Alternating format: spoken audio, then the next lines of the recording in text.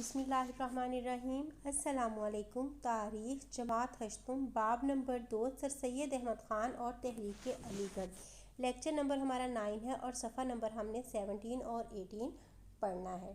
تو سب سے پہلے آپ لوگ پینسلز اور ہائی لائٹر اپنے پاس رکھیے تاکہ ساتھ ساتھ آپ کا کام جو ہے وہ جاری رہے۔ تو چلتے ہیں ہم اپنے ٹاپک کی طرف۔ آج کا جو ہمارا ٹاپک ہے اس کا نام ہے معاشرتی مسلح کی حیثیت سے سر سید احمد خان کا کردار، یعنی کہ مسلح کا مطلب ہوتا ہے اصلاح کرنے والا۔ یہ والا ٹاپک جو ہے یہ آپ لوگوں کا لانگ کویسچن نمبر 6 بھی ہے۔ سر سید احمد خان نے بحیثیت ایک معاشرتی مسلح قابل قدر خدمات کی۔ آپ نے مسلمانوں اور حکومت کے درمیان پائی جانے والی نفرت کو دور کرنے کی کامیاب کوشش کی۔ سر سید نے معاشرتی اصلاح کے لیے یورپین تہذیب کو اپنانے پر زور دیا۔ انہوں نے لکھا کہ جب انگریز مسلمانوں کو ہاتھ سے کھانا کھاتے ہوئے دیکھتے ہیں تو انہیں کراہت ہوتی ہے، یعنی کہ بیزاری ہوتی ہے، اس لیے ہمیں کانٹا چھری اور کانٹے سے کھانا چاہیے۔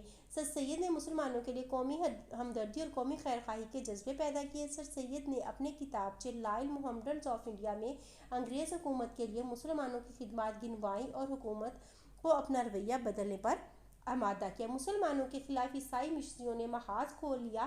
سر سید نے دونوں اقوام کے درمیان مفاہمت کی راہ پر اپنانے پر زور دیا۔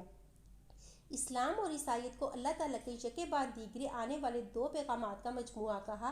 عیسائی مشرکیوں کی سرگرمیوں کا بھی سر سید احمد نے مقابلہ کیا۔ ولیم میور کی کتاب لائف آف محمد صلی اللہ علیہ وسلم کے جواب میں آپ نے خطبات دیے جو کہ بعد میں خطبات احمدیہ کے نام سے کتابی شکل میں چھاپے گئے۔ سر سید نے اس کتاب کا انگریزی میں بھی ترجمہ کروایا۔ اپنی تبین الکلام میں سر سید نے قرآن پاک اور بائبل کے مضامین کا موازنہ کر کے ثابت کیا کہ دونوں اللہ تعالیٰ کی کتابیں ہیں اور ان میں بہت سی باتیں مشترک ہیں۔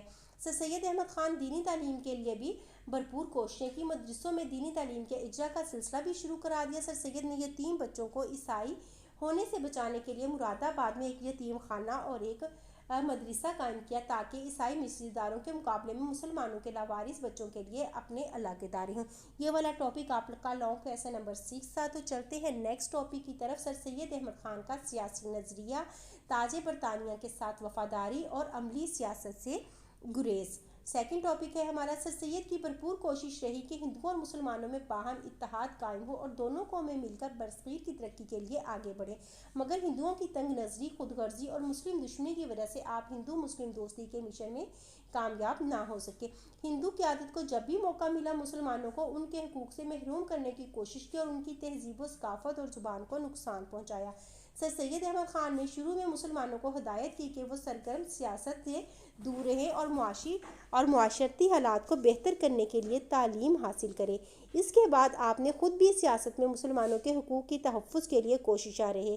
1867 میں بنارس سے ہندی زبان کے حق میں ایک تحریک اٹھی تو سر سید کو بہت دکھ ہوا۔ اس طرح اردو ہندی تنازع مسلم ہندو اختلافات کا باعث بنا۔ اس سے پہلے آپ ہندوؤں اور مسلمانوں کے اتحاد کے حامی تھے، مگر اب مجبوراً صرف آپ کو مسلمانوں کی بات کرنی پڑی۔ یہ دو قومی نظریے کی طرف پہلا قدم تھا۔ سر سید کی تجویز پر برصغیر کی قانون ساز اسمبلی میں مقامی باشندوں یعنی کہ وہاں کے مقامی رہنے والے لوگوں کو بھی نشستیں دی گئیں تاکہ حکومت اور عوام کے درمیان رابطے موجود رہیں اور عوامی مسائل سے حکومت کو آگاہ کیا جاتا رہا۔ حکومت نے اسمبلی میں مختلف قوموں کے نمائندے نامزد کر دیے۔ خود سر سید 1878 سے 1882 تک قانون ساز اسمبلی کے ممبر رہے۔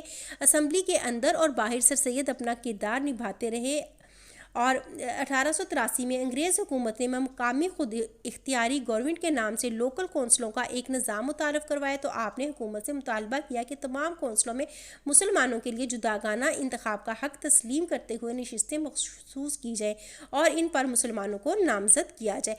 حکومت نے یہ مطالبہ تسلیم کرتے ہوئے مسلم قوم کے لیے ہر کونسل میں علیحدہ نشستیں مخصوص کر دیں۔ سر سید نے مسلمانوں اور انگریزوں کے درمیان دوری کو کم کرنا چاہتے تھے، اس لیے انہوں نے مفاہمت اور تعاون کی پالیسی اختیار کی۔